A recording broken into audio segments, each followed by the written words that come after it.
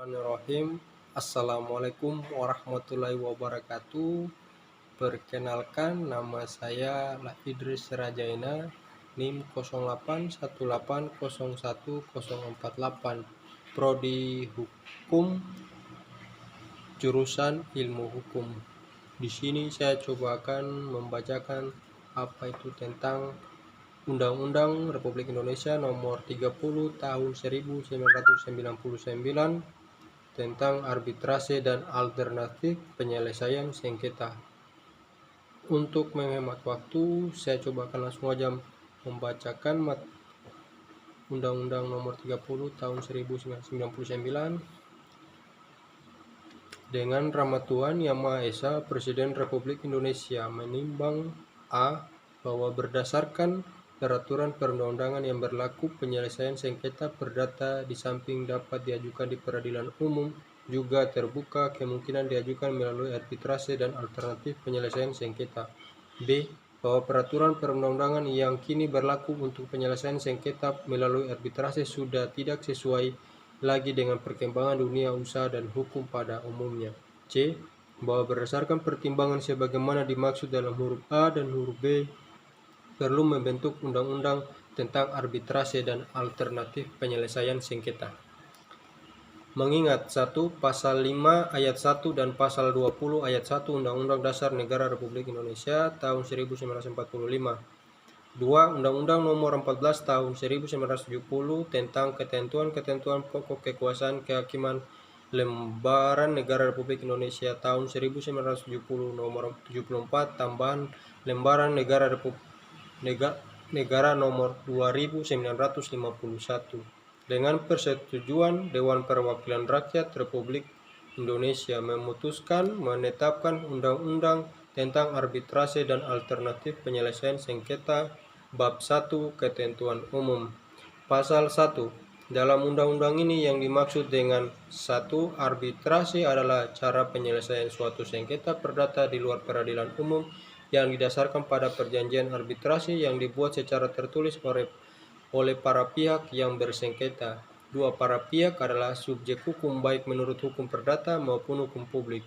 3. Perjanjian arbitrase adalah suatu kesepakatan berupa klausul arbitrase yang tercantum dalam suatu perjanjian tertulis yang dibuat para pihak sebelum timbul sengketa atau suatu perjanjian arbitrase tersendiri yang dibuat para pihak setelah timbul sengketa. 4. Pengadilan negeri adalah pengadilan negeri yang di daerah hukumnya meliputi tempat tinggal termohon. 5. Pemohon adalah pihak yang mengajukan permohonan penyelesaian sengketa melalui arbitrase.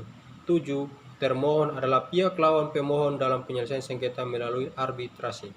7. Arbiter adalah seorang atau lebih yang dipilih oleh para pihak bersengketa atau yang ditunjuk oleh pengadilan negeri atau oleh lembaga arbitrase untuk memberikan putusan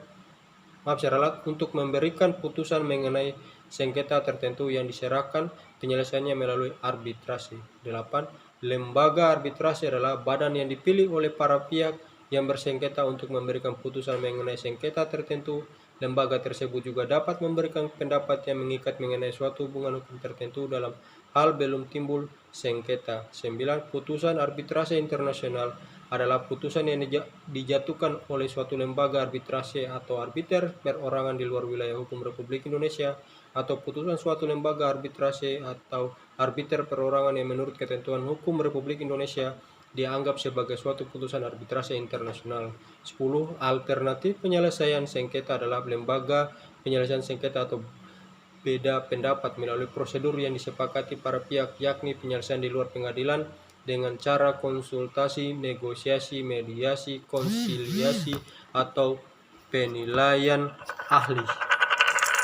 Pasal 2. Undang-undang ini mengatur penyelesaian sengketa atau beda pendapat antar para pihak dalam suatu hubungan hukum tertentu yang telah mengadakan perjanjian arbitrase yang secara tegas menyatakan bahwa semua sengketa atau beda pendapat yang timbul atau yang mungkin timbul dari hubungan hukum tersebut akan diselesaikan dengan cara arbitrase atau melalui alternatif penyelesaian sengketa.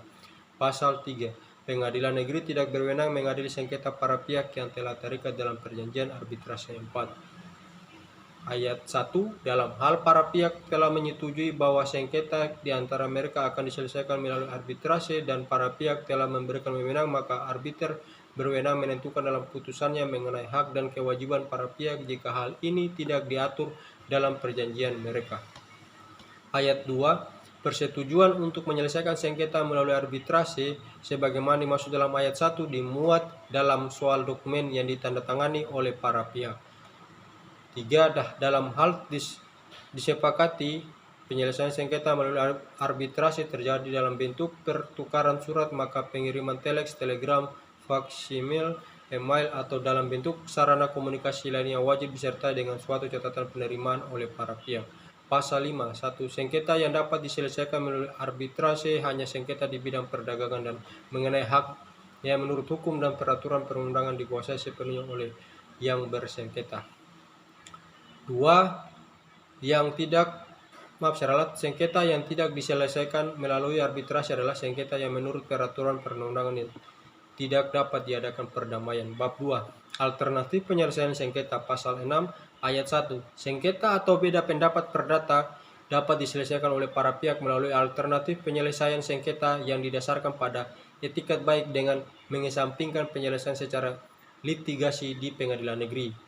Ayat 2. Penyelesaian sengketa atau beda pendapat melalui alternatif penyelesaian sengketa sebagaimana dimaksud dalam ayat 1 diselesaikan dalam pertemuan langsung oleh para pihak dalam waktu paling lama 14 hari dan hasilnya dituangkan dalam suatu kesepakatan tertulis. Ayat 3, dalam hal sengketa atau beda pendapat sebagaimana dimaksud dalam ayat 2 tidak dapat diselesaikan, maka atas kesepakatan tertulis para pihak sengketa atau beda pendapat diselesaikan melalui bantuan seorang atau lebih penasihat ahli maupun melalui seorang mediator.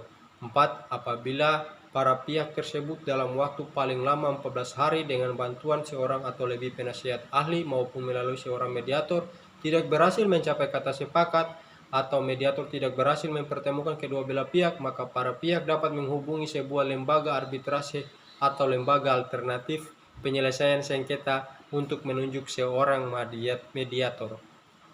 Ayat 5, setelah penunjukan mediator oleh lembaga arbitrase atau lembaga alternatif penyelesaian sengketa dalam waktu paling lama 7 hari, usaha mediasi harus sudah dimulai.